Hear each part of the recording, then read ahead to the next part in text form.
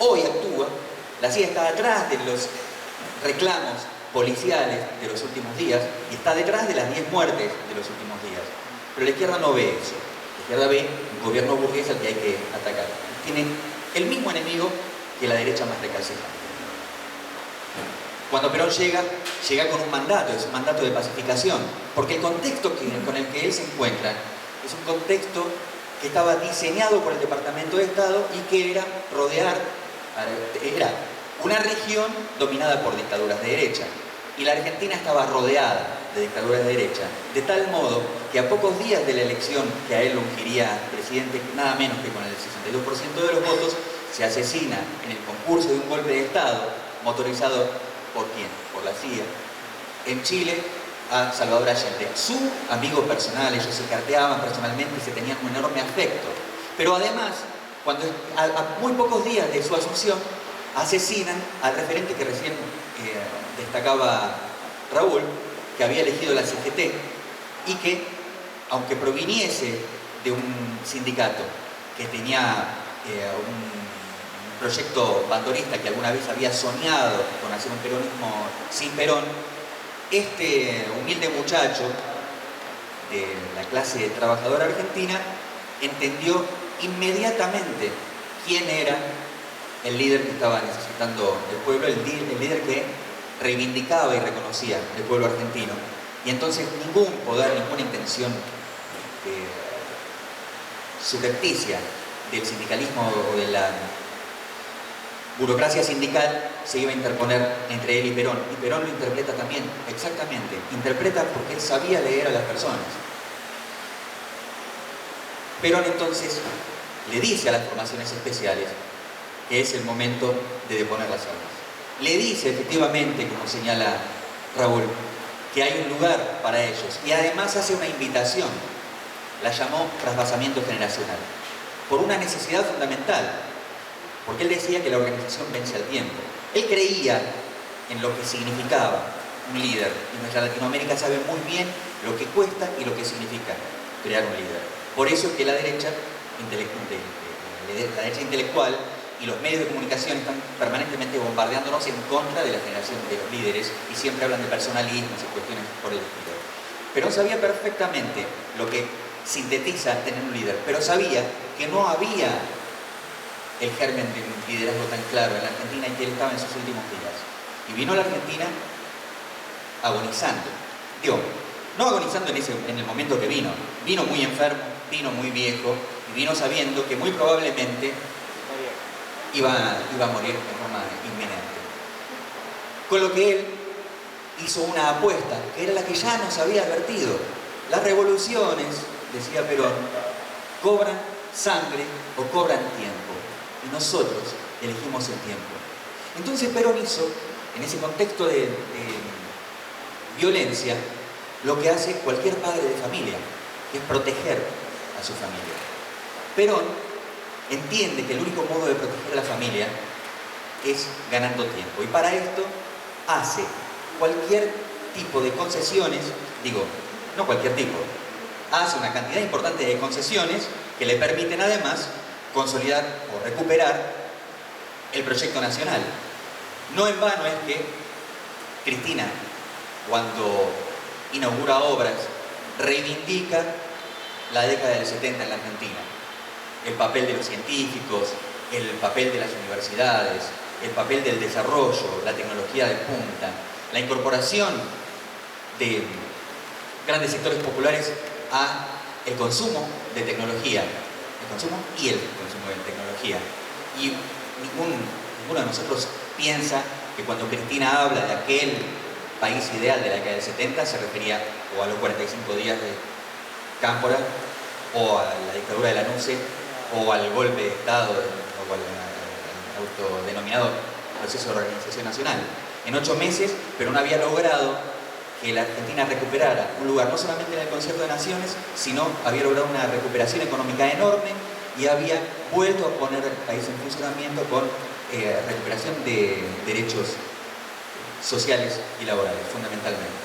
Para hacer esto, Perón necesitó, porque no contaba con toda esa fuerza militante para su proyecto, solo, y nada menos, contaba con el respaldo casi irrestricto del pueblo. Él decía por esos días que probablemente lo había votado el 62% del electorado, pero que el 80% estaba de acuerdo con cómo el país estaba siendo llevado adelante. En ese contexto también ocurren aquellas cosas que son las más contradictorias de Perón, pero son contradictorias vistas desde este lado, en este contexto de tranquilidad, incluso en este contexto de democracia, incluso en este contexto que es posterior a un genocidio con el cual Perón no había tenido que lidiar. Porque el genocidio llegó precisamente porque como Perón había demostrado que podía sostener una democracia rodeada de dictaduras, que podía volver a administrar justicia social con soberanía política e independencia económica, entonces, y además lo lograba él, esta figura de líder, lo lograba incluso en el estado de salud que él se encontraba. Y para eso, para ganar ese tiempo que necesitaba, para poder tener ese tipo de concesiones, necesitaba el dominio de algunos ingredientes que vienen a complicar la historia del movimiento de masas. Y uno de ellos es el polémico, el criminal, el útil, el agente del imperialismo, José López Rega. Hay una anécdota que cuenta que Galimberti se presenta ante Perón en una de sus charlas en el exilio con una carpeta y le dice: general, tenemos esta investigación para ofrecerle a usted. López Rega es un agente de la CIA. Y él le devolvió la carpeta y le dice: hijo, por favor, yo ya sé que es un agente de la CIA, pero dígame usted piensa que si yo le digo a Lópezito que se vaya, yo me lo saco de encima, la CIA no me va a poner otro agente? Y dígame otra cosa, si me pone otro agente, ¿usted me va a decir quién es? Déjemelo cerca, que yo me ocupo de eso. Sigan ustedes con lo que están haciendo. Ese personaje tenía planes que por supuesto excedían a Perón. Tenía intelectuales del primer mundo, del imperialismo, un proyecto para toda la región, pensando el modo precisamente de destruir las perspectivas que Perón ofrecía con su llegada a la Argentina. Y el primer intento que hace la AAA, cuando todavía no firmaba sus atentados, es precisamente el asesinato de Perón en Ezeiza. Y nosotros lo miramos como un atentado, un intento de la derecha peronista por hegemonizar el peronismo. Y es muy probable, una derecha peronista penetrada, infiltrada por la CIA para romper el Frente Nacional y Popular. Luego, durante la presidencia de Perón, la AAA no se atrevió a firmar sus atentados, y sí que los hubo, del mismo modo que hubo atentados por parte de grupos de izquierda. Recién después de la muerte de Perón, la AAA se atreve a tal cometido. Pero Perón había resultado ser un optimista. Perón creía que el tiempo que iba a ganar era el tiempo suficiente. Pero había en esa estrategia algo con lo que Perón contaba, que era la invitación desde la mirada de la buena voluntad al trasvasamiento generacional. Pero había una generación que en lugar de entender que era una invitación, creyó que era un regalo. Entonces llegó a pedirle: bueno, dame entonces los cargos, dame el lugar que nosotros necesitamos, danos estos lugares en los funcionarios, danos lugares de gestión en el gobierno. Y él dijo: no, todo eso hay que ganárselo. Y el peronismo tenía referentes en cada una de sus expresiones que disputaban y negociaban con Perón la estructura del partido. Pero la juventud no quiso eso.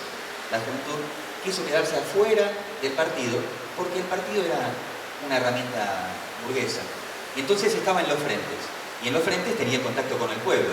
Pero el pueblo los reconocía en la militancia porque eran los muchachos de Perón. Cuando no eran los muchachos de Perón, no tenían la protección de ese pueblo con el que todos los días militaban. Y el pueblo no los fue a proteger del mismo modo que salió a proteger a los héroes de la resistencia cuando le pusieron a Perón con el golpe sanguinario de 1955. Cuando llegó el golpe del 76, el golpe fue tremendamente peor que el golpe del 55. Fue peor que los fusilamientos de junio. Fue peor que deshacerse de los obreros a los tiros en el basural de José León Suárez. Fue peor que la desaparición de Felipe Vallese. Fue un plan sistemático de destrucción, de aniquilamiento de la expresión revolucionaria de la Argentina, un movimiento nacional que se expresaba políticamente y además tenía una identidad electoral, que eso representaba el peronismo. La noche misma del golpe del 76, del 24 de marzo del 76, hubo 8.000 operativos. 8.000 operativos. La tercera parte de los 30.000 desaparecidos fueron levantados la primera noche del golpe. Y ahí nosotros vimos qué era lo que había pasado durante el periodo, esos cortos meses que gobernó Perón y el mandato que terminó Isabelica. Cuando Perón muere, declarando primero que su único heredero es el pueblo, que no es una declaración romántica, es una manifestación política a quienes estaban arrogándose la herencia de la conducción del justicialismo y del movimiento nacional justicialista. Cuando él declara que no tiene heredero, que el único heredero es el pueblo, sella el destino del movimiento nacional. Y el movimiento nacional se expresa de maneras fuertes, sólidas, doctrinarias, en sectores que hoy miramos con recelo. Porque fue el sindicalismo peronista el que se deshace de López Rega, el que aniquila el plan de ajuste de Celestino Rodrigo y el que consigue elecciones anticipadas. Isabel estaba a meses de retirarse cuando le dan el golpe. Isabel, López Rega, Celestino Rodrigo no estaban en el cóctel del justicialismo como oferta electoral. Y todo el espectro electoral de la Argentina entendió que no había posibilidades de ganarle al peronismo en las urnas. Y entonces apuraron el golpe. Porque otro que también entendió eso fue que un peronismo sin Isabel, sin López Rega, sin el ajuste de Rodrigo, era un peronismo mucho más difícil de doblegar que el peronismo conducido por Perón, porque era un peronismo que se iba a expresar por todos lados, sin un solo líder, sin un único líder, a eso me refiero. Apuraron el golpe y el golpe fue un golpe antiperonista. Y en ese terreno que vuelvo porque casi me lo salteo, los actos terroristas cometidos por la AAA eran en su 90% actos en contra de dirigentes peronistas y en contra de obreros. La AAA, lo dijo Walsh, no Ariel Magirena, son las tres fuerzas. Hoy tenemos muchos intelectuales que intentan tener mejor criterio que Rodolfo Walsh para interpretar el accionar de la AAA. Y el golpe aprovecha la figura de José López Rega, se justifica en la figura de José López Rega, lo acusa de los crímenes de la AAA, pero resulta que los agentes militares que formaban parte de la AAA fueron después los alfiles de la dictadura militar. La AAA fue la antesala de la dictadura y la dictadura fue la comisión de un genocidio para terminar con el peronismo. Por eso también la mayor parte de las víctimas de esa dictadura han sido trabajadores y peronistas. Como un hecho inexorable en la historia, el 2003, después del 2001, después de un 2001 donde había eclosionado el modelo neoliberal, no me quiero saltear otra cosa, discúlpenme que salte tanto en la historia, sí, y enseguida cierro. 1983 es el momento elegido por el Departamento de Estado estadounidense para abrir las puertas a la salida democrática en nuestra región, democracias restringidas bajo el dominio del imperio. Y encuentra en 1983 al peronismo con sus cuadros muertos, presos, desaparecidos o en el exilio. Y por primera vez entonces el pueblo, que no es un tonto, no pone al peronismo victorioso en esa ocasión. Y además habilita que la estructura del Partido Justicialista fuese cooptada por los que ese maquiavélico plan quiso. 1989 lo pone a la cabeza a Carlos Menem, traidor de la ideología justicialista, porque era lo que había, porque no tenía contrapeso, porque el partido había sido vaciado, había sido llevado a esa crisis de representación. Y el pueblo simplemente miraba. Y en el 89, sin embargo, con el crédito que le había dejado Perón, gana Menem. Y Menem no tenía capacidad para hacer el gobierno que hizo de entrega. Por eso, la derecha argentina, que por primera vez había conseguido tener una expresión electoral en la UCD, suicida su partido y todos se afilian al justicialismo, y son los cuadros que tiene el menemismo. Y hoy, decir que el de Menem fue un gobierno peronista, y es un poco faltarle el respeto al pueblo peronista. Es un poco faltarle el respeto a los 30.000 compañeros desaparecidos, a los cuadros que el peronismo, de los cuales el peronismo fue arrebatado, precisamente para que se consumara el proyecto que luego padecimos. Y en el 2003, después de que el peronismo, como único partido sobreviviente de la explosión de los partidos como representación política, fue lo peor que quedaba del justicialismo. Un dirigente conservador, sospechado de vínculos con el narcotráfico, y una estructura conservadora, derechista, la que reinstitucionaliza en el proceso de interinato y sienta las bases para que en el 2003 una sorpresa, y que yo llamo un signo